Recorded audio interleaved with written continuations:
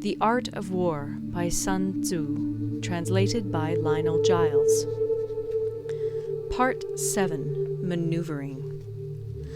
Sun Tzu said, "In war, the general receives his commands from the sovereign. Having collected an army and concentrated his forces, he must blend and harmonize the different elements thereof before pitching his camp. After that comes tactical maneuvering, than which there is nothing more difficult. The difficulty of tactical maneuvering consists in turning the devious into the direct, and misfortune into gain. Thus, to take a long and circuitous route, after enticing the enemy out of the way, and those starting after him, to contrive to reach the goal before him, shows knowledge of the artifice of deviation.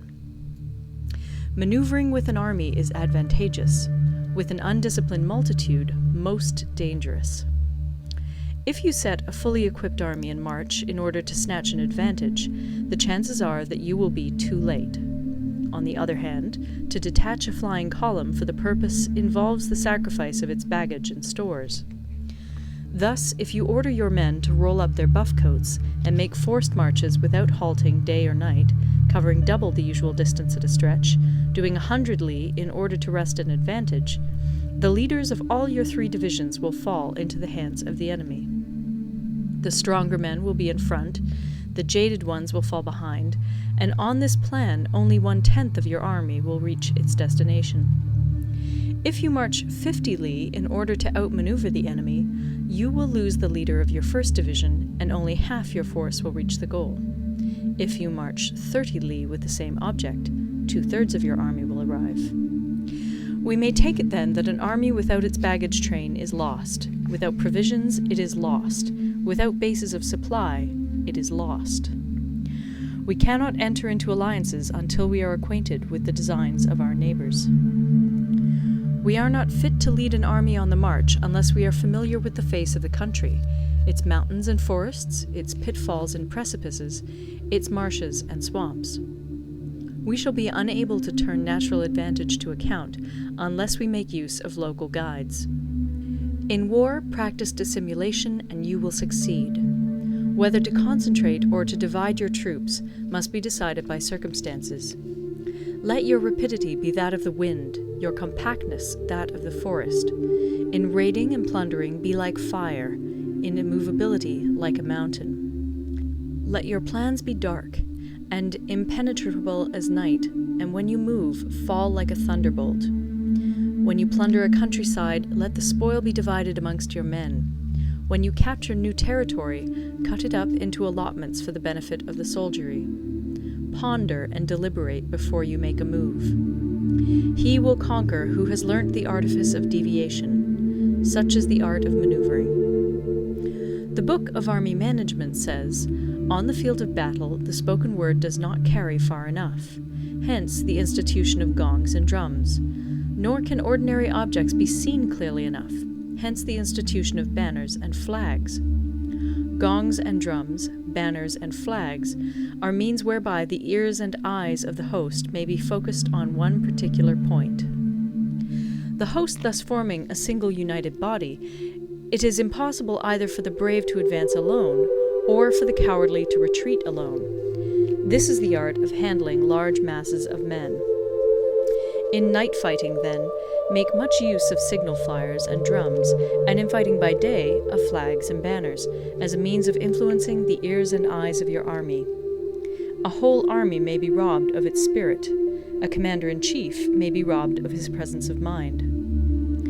Now, a soldier's spirit is keenest in the morning. By noonday it has begun to flag, and in the evening his mind is bent only on returning to camp.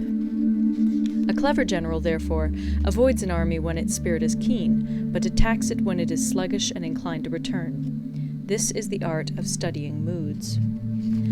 Disciplined and calm, to await the appearance of disorder and hubbub amongst the enemy. This is the art of retaining self-possession. To be near the goal while the enemy is still far from it, to wait at ease while the enemy is toiling and struggling, to be well fed while the enemy is famished. This is the art of husbanding one's strength. To refrain from intercepting an enemy whose banners are in perfect order, to refrain from attacking an army drawn up in calm and confident array, This is the art of studying circumstances. It is a military axiom not to advance uphill against the enemy, nor to oppose him when he comes downhill. Do not pursue an enemy who simulates flight. Do not attack soldiers whose temper is keen. Do not swallow bait offered by the enemy. Do not interfere with an army that is returning home. When you surround an army, leave an outlet free. Do not press a desperate foe too hard. Such is the art of warfare. End of Part 7. Part 8. Variation in Tactics. Sun Tzu said, "In war, the general receives his commands from the sovereign, collects his army, and concentrates his forces. When in difficult country, do not encamp. In country where high roads intersect, join hands with your allies.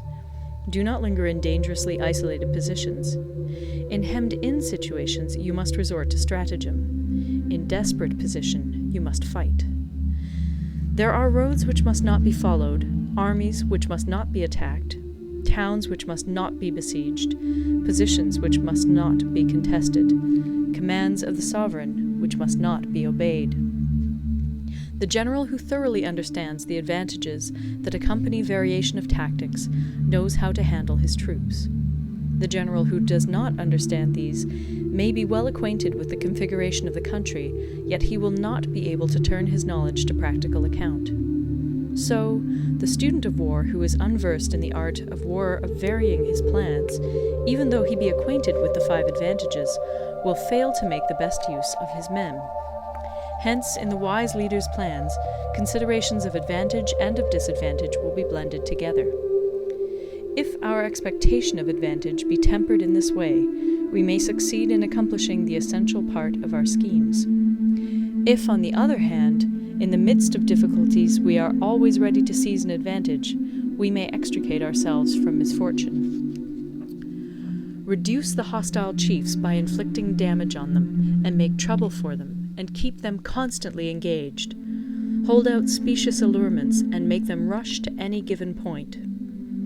The art of war teaches us to rely not on the likelihood of the enemy's not coming, but on our own readiness to receive him, not on the chance of his not attacking, but rather on the fact that we have made our position unassailable. There are 5 dangerous faults which may affect a general. 1. Recklessness, which leads to destruction. 2. Cowardice, which leads to capture. 3. A hasty temper, which can be provoked by insults. 4. A delicacy of honor, which is sensitive to shame. 5. Over-solicitude for his men, which exposes him to worry and trouble. These are the 5 besetting sins of a general, ruinous to the conduct of war. When an army is overthrown and its leader slain, the cause will surely be found among these 5 dangerous faults. Let them be a subject of meditation. End of Part 9.